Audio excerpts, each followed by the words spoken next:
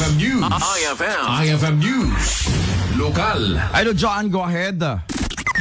Naiya dasar iti sangguniang panlunsod iti syudad Ilawag ti Doktal apan nakadadael at ti historical site a watchtower iti Barangay Gabo.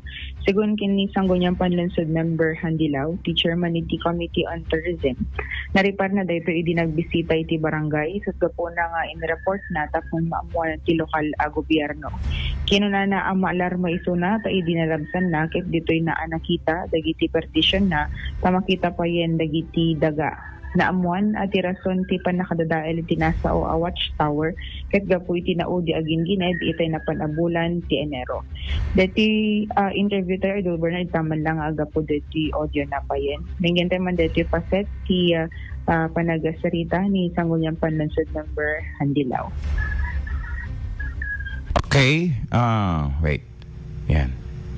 Every weekend na po, madamang kami pinagpasyatan ti barangay and also nalabsan ting aming dito watchtower. So medyo alarming kanya kaya nilabsak dito kasi medyo dilapidated dito nga medyo makita pa iti dagan.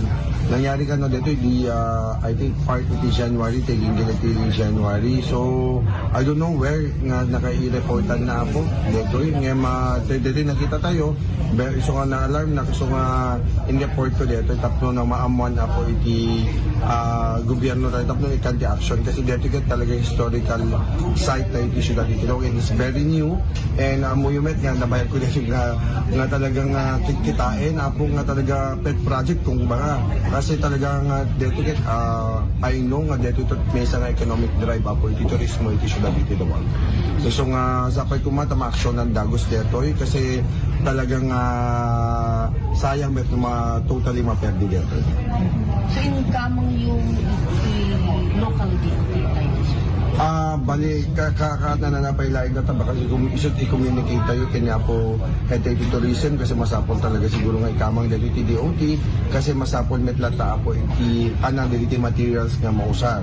So nga kastate inubratay dito restoration na po iti plaza ket talaga nga napindas DJ pinaka-restore na DJ Tobacco Monopoly tayo. So I hope it's fast ken talagang Okay. The John. Idol Bernard at ti paset ti panagasarita ni sangguniang panlunsod member Handilaw, ti chairman iti Committee on Tourism. Naimbitaran net ni City Tourism Officer Attorney Charito Malikad kaya sumarunon to a regular session no na iti plano ken kalikagom da tapno no may plaster met lang dito na dahil a historical site. No, if that's January nga napasamak nga gingined, apay saan nga impakaamo ti barangay officials? Ket idi nga na-i-launch dito na dakamat nga watchtower adda digiti barangay officials ti Gabo. Awen, haan na nga naamuanan ni sangguniang panlunsod member Handilaw no ayan na ti naka-reportan na nga madimanon metin dito yung report iso na laeng ti naudi nga nakaripar dito itatapim masyar iso na ti barangay. So nga rod, no, di na napasyar di kadhanda nga naamuan nga nadadael gayam. When Idol Bernard. Ket adan samot empleyado ni Konsyal Lau nga tagadta di na lang nga nakita nga ta daytoy. Ganda nga tanadlaw.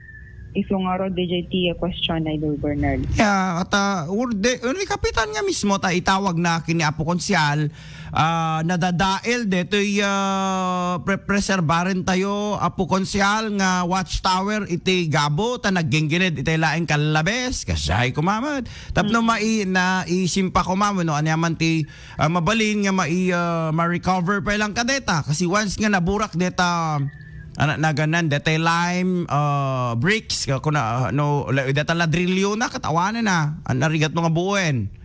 Owen nga rod Idol Bernard ta makita pay gaya men deti dagana basit laingin siguro no adaman sumaron nga gingined na di pay laing ma-restore nga nasimpa detoy totally nga madadaelen Idol Bernard.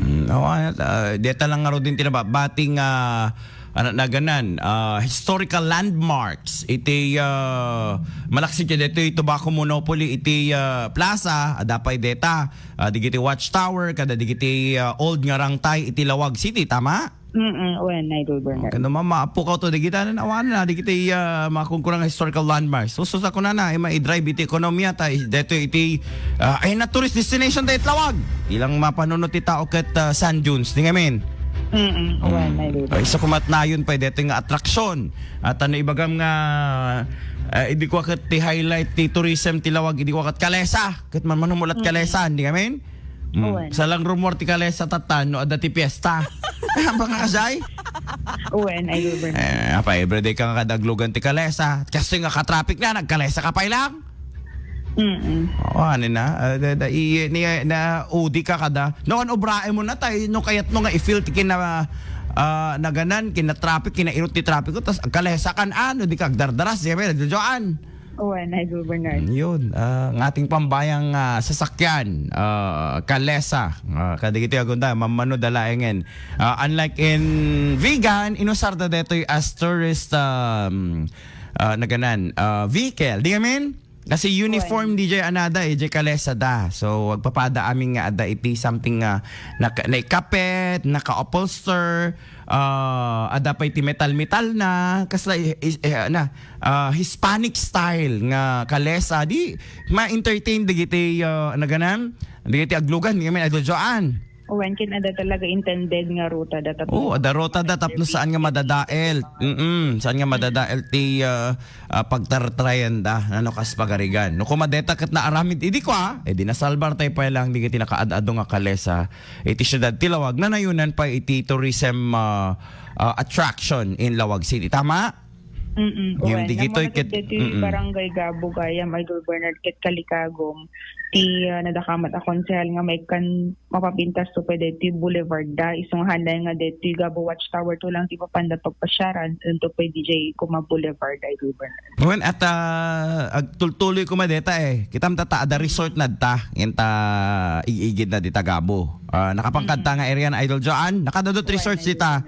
So DJ ti kamang na mangrugi ka DJen ag picture di giti turista and then tuno ag relax dan ton mapandan to kadigiti resorts ada swimming pool dita kada nagkapintas ang pagdigusan no kas pagarigan Idol Joan. Yun lang so nga masapol nga ma-preserbar ko madigitoy so panganayon nga tulong iti turismo ti Lawag. Anymore Idol Joan? Dija pa na ingati damag iti syudad ti Lawag kadwa 99.5 ay Lawag Idol Joan is in tatak or